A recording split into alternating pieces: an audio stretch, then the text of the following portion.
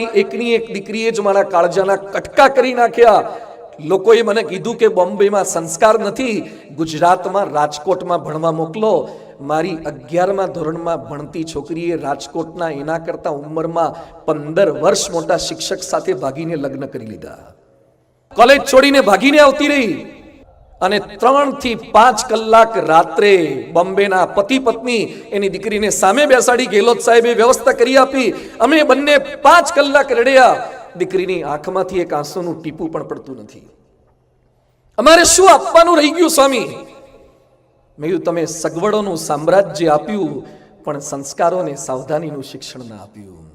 બધું જ આપ્યું. જન્મદાતા તો તમે ભગવાનની કૃપાથી બની જાઓ છો, પણ સંસ્કાર પ્રદાતા બનવા માટે તમારે પતિ પત્ની બંને પ્રયત્ન કરવો પડે છે. છોડને કેવળ ખેડ અને ખાતર પાણીને છાંયડો આપવાથી વિકાસ નથી થતો. એને સમયે સમયે